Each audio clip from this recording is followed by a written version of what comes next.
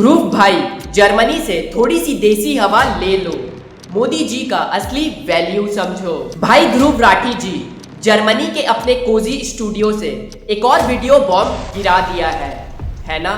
मोदी जी के foreign tours पे, जयशंकर जी के लेजर आई एटीट्यूड पे और बीजेपी के खिलाफ एक और टेढ़ी मेढ़ी कहानी सुना दी।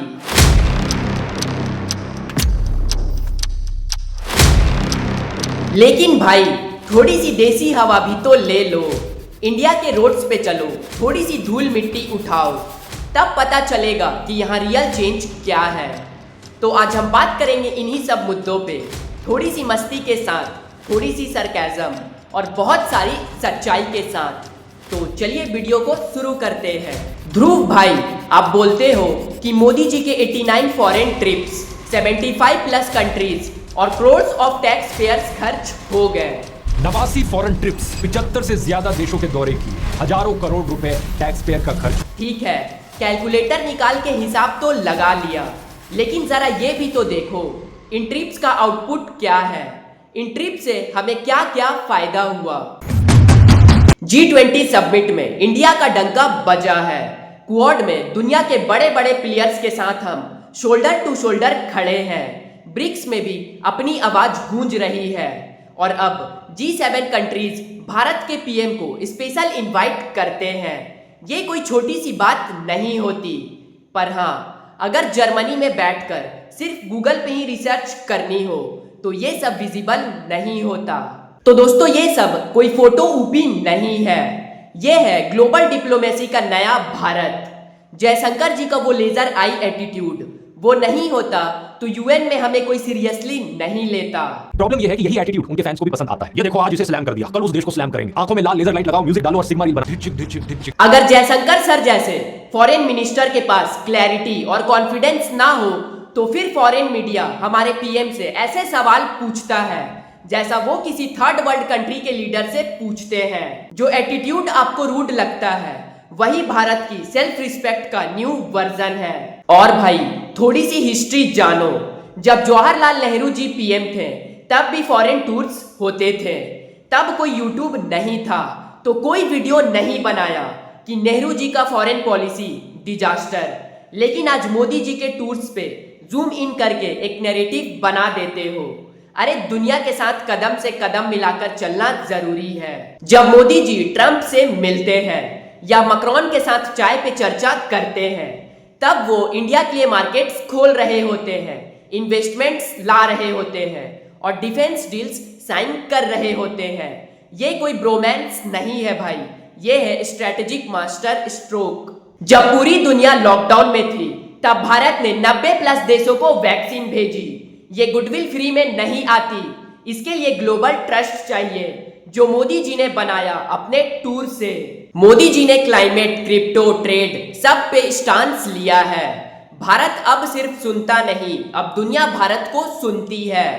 तुम अगर बर्लिन में बैठ के समझते हो कि वर्ल्ड लीडर्स खुद चल के भारत आएंगे हैंडशेक के लिए, तो वो नेटफ्लिक्स का डॉक्यूमेंट्री है, रियलिटी नहीं।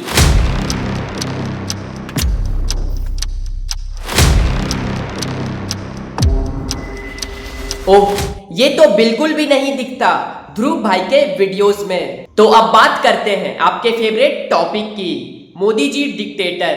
अरे भाई, अगर मोदी जी डिक्टेटर होते तो क्या आप जर्मनी में बैठकर इतनी आसानी से वीडियोस बनाते क्या? थोड़ी सी रिसर्च करो ध्रुव भाई। 2014 से पहले करप्शन का क्या आलम था? CWG स्कैम, कोल स्कैम, 2G स्कैम, क्या याद है ये सब आपको? हर दूसरे दिन एक नया स्कैम न्यूज़पेपर के फ्रंट पेज पे होता था और आज ईडी, सीबीआई और इनकम टैक्स डिपार्टमेंट जब अपना काम करते हैं तो चिल्लाते हो कि एजेंसीज का मिसयूज। अरे जब ये एजेंसीज करप्ट नेताओं के पीछे पड़ती है तब तो कहते हो डेमोक्रेसी खतरे में है, लेकिन जब ये नेता आपकी पसंद के होते हैं तब जस्टिस डिलेड है। ये कैसा लॉजिक है भाई?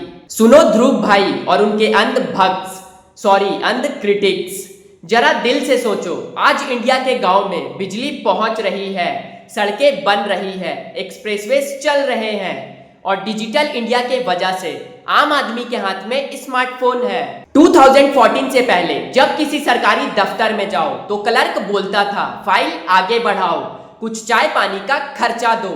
क्या ये सही था? और आज यूपीआई से एक क्लिक में पेमेंट और डीबीटी से सब्सिडी सीधा खाते में।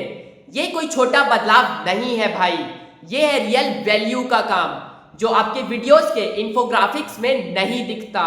और हाँ, अतिक्रमण की बात, बुलडोजर बाबा का जिक्र क्यों नहीं करते ध्रुव भाई? जब इलीगल अतिक्रमण हटाए जाते हैं तो कहते हो इनजस्टिस।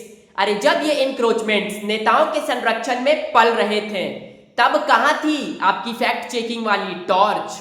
ये बुलडोजर सिर्फ इलीगल स्ट्रक्चर्स पे चलता है, ना किसी हिंदू पे ना किसी मुस्लिम पे। लेकिन आपको तो बस एक ही नैरेटिव चाहिए, Modi bad India sad.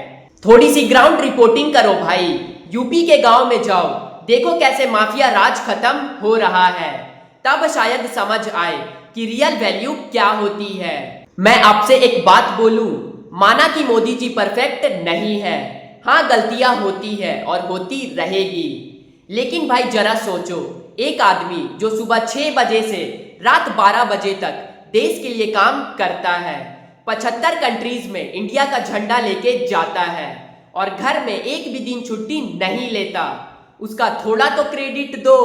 Jaishankar जी जब दुनिया के स्टेज पे बोलते हैं तो हर इंडियन का सीना चौड़ा होता है और आप बोलते हो डिजास्टर। अरे डिजास्टर तो तब होता जब हम ग्लोबल स्टेज पे चुपचाप बैठे रहते जैसे पहले होता था। तो भाई जर्मनी में बैठकर यूट्यूब पे वीडियो बनाना और मोदी जी के फॉरेन टूर्स पे क्वेश्चन उठाना बहुत आसान है, लेकिन कभी ग्राउंड पे उतरो, देश की बदलती इमेज को महसूस करो।